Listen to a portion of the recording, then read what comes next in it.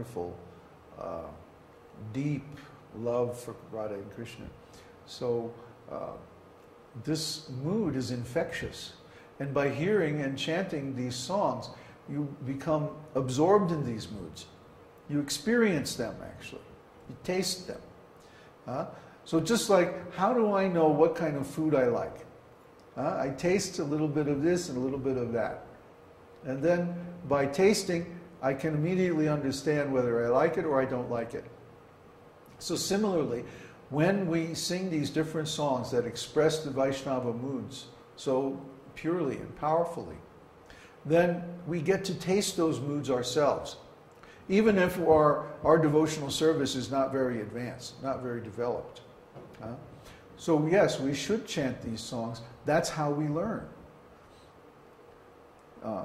See, this is one reason why I'm a little bit critical of too much rules and regulations. If this mood of rules and regulations starts to get in the way of our tasting the higher aspects of devotional service, it can actually stop our devotional service. It can actually lead to slowing down our spiritual growth.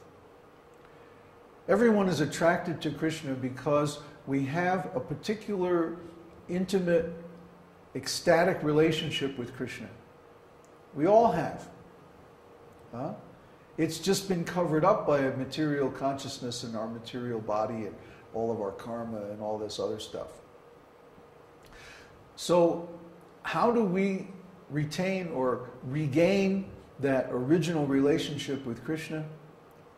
It's by tasting the moods, the intense, pure moods of advanced devotional service in ecstasy.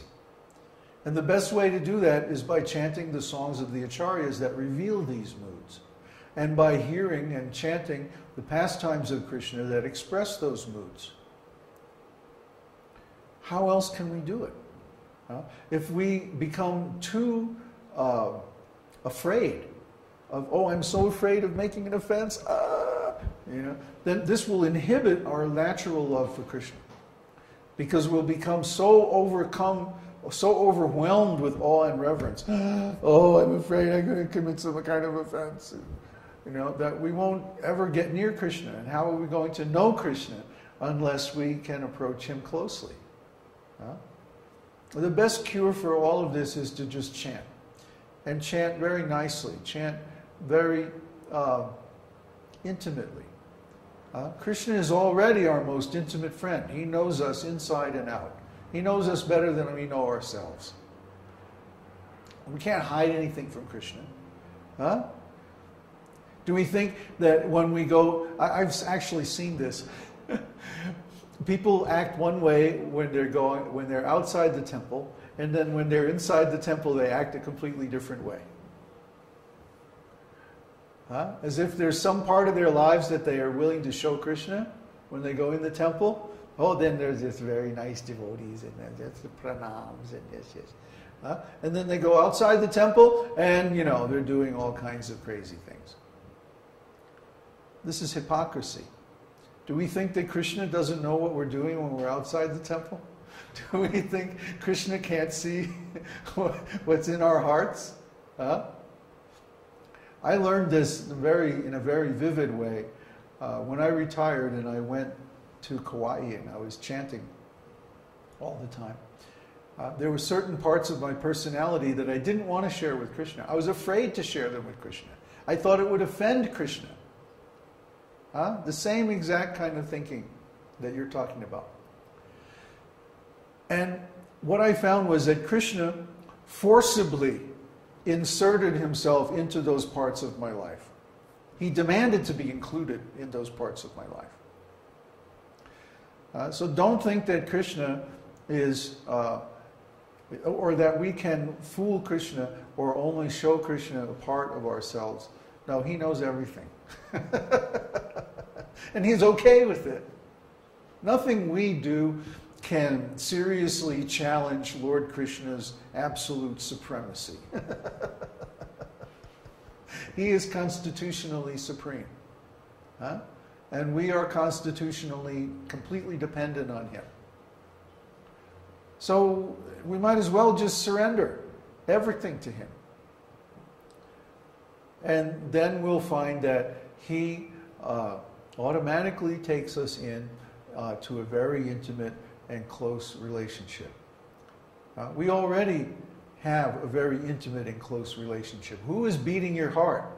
Who is operating the neurotransmitters in your brain?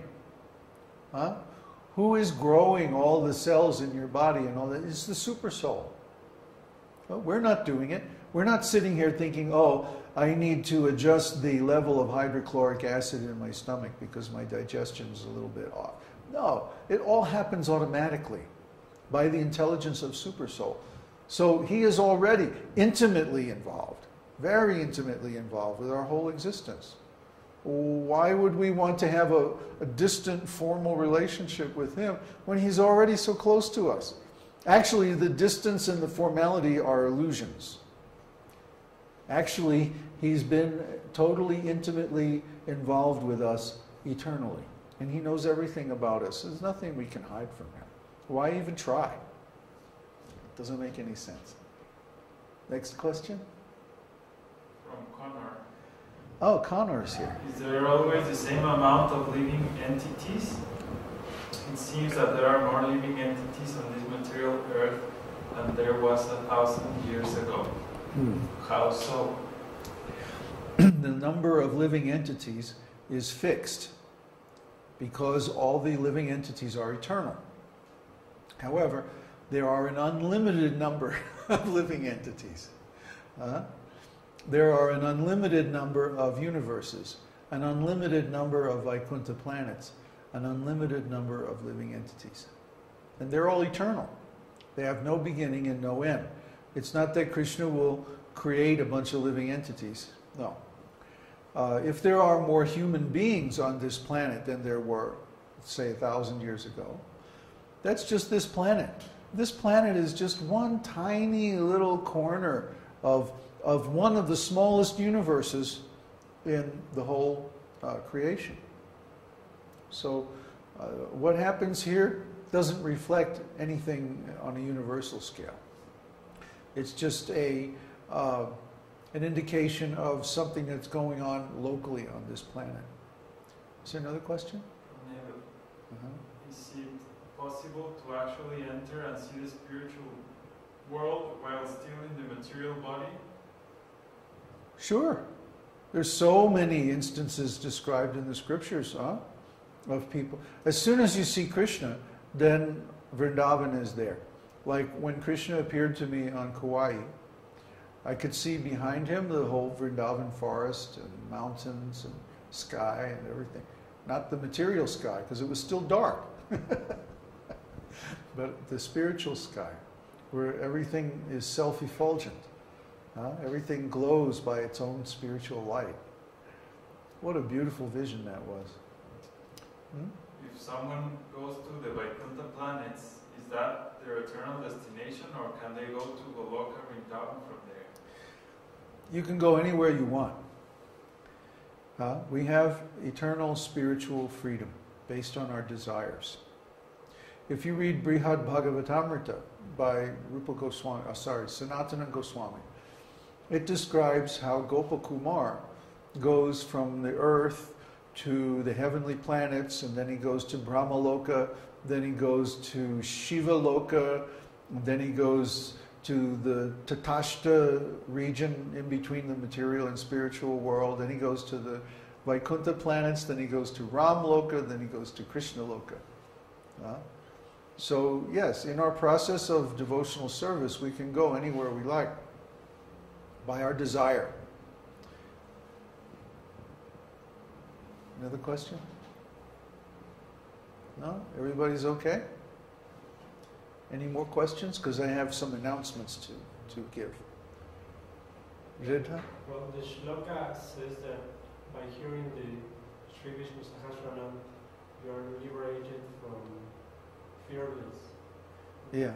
So that means that if you have no fear, you get to liberation from ignorance. Well, ignorance is the source of fear. Because when you are in fear, you start acting like stupid and then committing actions in the mode of passion and then in the mode of ignorance. Yeah. What is fear? Fear means I don't know what's happening. I have no knowledge, therefore anything could be threatening. But when you have knowledge, you understand, I'm a spirit soul, I'm already immortal. Nothing that happens here can affect me. Nothing can really hurt me. You can kill my material body, but you can't kill me. Jesus said that.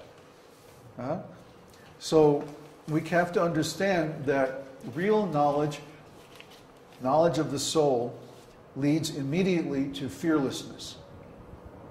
Why did Krishna, the very first thing that he taught Arjuna in Bhagavad Gita is, you're not this body, you're a